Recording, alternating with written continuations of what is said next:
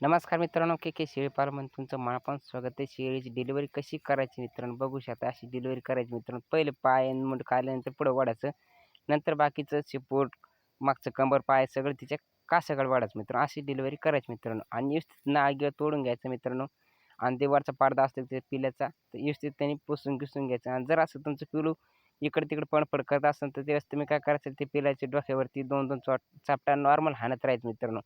असं काम करत असतं मित्रांनो पिल्लू माहिती आहे तुम्हाला आता प्रत्येकाला माहीत नसेल ते काम करतंय. आपण काय होतं माहिती आहे का, पिल्लू जसं पोट उचलतो आणि पिल्लू काय जसं बाहेर येतंय मित्रांनो. मग बाहेर आल्यानंतर काय करते शेळी डबल बाहेर म्हणजे बसते आणि डबल आत ओढते मित्रांनो. मग त्यावेळेस काय होतं ते पिल्लाचा दम कोंडतो मित्रांनो. म्हणजे दम कोंडल्यामुळं होतं तसं. मग दम कोंडल्यामुळे ते अचानक ते बाहेर येतं मित्रांनो श्वास घेण्यासाठी बाहेर पडल्यामुळे तसं ते पिल्लू इकडे-तिकडे पाय करत असते. म्हणून तसं पिल्लू करत राहतं मित्रांनो. आणि त्यानंतर तुम्ही नॉर्मल चापटा हाणत राहायचे 2-2 चापटा. तोंडातलं बोळगीळ काढायचा, कान-गिन व्यवस्थित साफ करायचे आणि खुऱ्या-गिऱ्या सगळ्या साफ करून घ्यायच्या मित्रांनो. खुऱ्या-गिऱ्या खोड्याच्या जर वाढीला असेल तर काढून घ्यायच्या. सगळं पिलं व्यवस्थित करायचं मित्रांनो. आणि जर जाणल्याची वेळेस डिलिव्हरी व्हायच्या टायमाला काय करायचं, शेळीचं पुढं थप्पड-गिप्पड टाकायचं आणि त्या थपाडावरती पिलं टाकून द्यायचं मित्रांनो. ती पूर्णपणे चाटते मित्रांनो.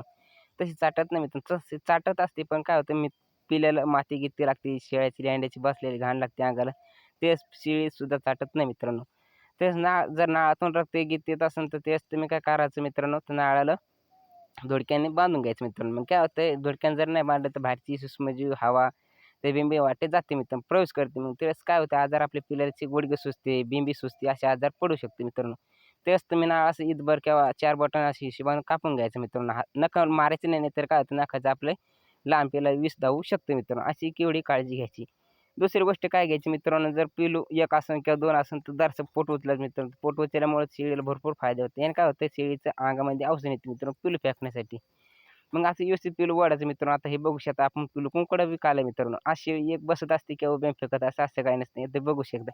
हे करते पिल्लू बघू शकता. तडफड करू नये काय नाही. म्हणजे लगेच बाहेर आले मित्रांनो. ही म्हणजे टाईम घेतला नाही पिल्लाने काय नाही. जसं काय पिल्लू टाईम घेतो तेच पिल्लू असं तडफड पाय करत असते मित्रांनो. एवढी तुम्ही काळजी घ्यायची. चांगले खुरे-गिरे काढायचे मित्रांनो. नाक साफ करायचं आणि त्याच्याजवळ टेकून द्यायचं मित्रांनो. आता जार पाडण्यासाठी काय करावं? आता जार पाडण्यासाठी तुम्ही काय करायचं सोयाबीन टेकून द्यायची आठवडाभर किंवा 2 एक मंजिल त्याच्यावर टेकून द्यायची. आणि मग 100% तुझं जार पडतंय आणि जर जार नसेल पडत तर काय करायचं 5-8 नावाचं मेडिकलमध्ये औषध भेटतं ते सुद्धा पाजू शकतं मित्रांनो. बघू शकता आपल्या शेळीने 3 पिल्ले दिले मित्रांनो. तिन्ही पाठीत दिले मित्रांनो. धुराड्या दिवशी दिली मित्रांनो. आपण वेळेवर गाभण काळ केला खुराक, पाणी आणि जंतुनाशक केल्यामुळे आपल्याला खूप छान रिझल्ट भेटतो. गाभण काळ शिवाय तुम्ही खुराक, पाणी, औषध टाकायला पाहिजे मित्रांनो. पुढे चालून आपल्या दुधाला अडचण येत नाही. पिल्लू व्यवस्थित पोहोचतात मित्रांनो. पिलाचं वजन वाढ भरपूर होते मित्रांनो. आणि जार पाडण्यासाठी तुम्ही आवश्यक शेळीला 5 आठवण किंवा सोयाबीन टाकायचं मित्रांनो आठवडाभर आणि शेरभर टेकू शकता तिच्याजवळ. दोन्ही कोंजळी आणि खीर कशी पाडायची मित्रांनो, म्हणजे तिचं दूध कसं पाजत पिल्याला त्यावेळेस तुमच्याजवळ म्हणजे मेडिकलमधून ते भेटते पोटॅशियम प्रेग्नंटचं पाणी भेटते. जर तुमच्याजवळ असेल तर मग ते सड धुवून काढायचे.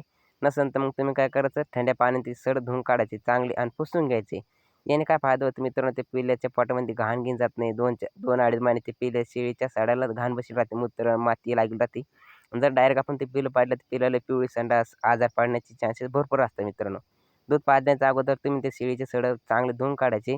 नंतर ते पिल्लाला दूध पाजा मित्रांनो. माहिती चांगलं वाटलं जरूर सबस्क्राईब करा.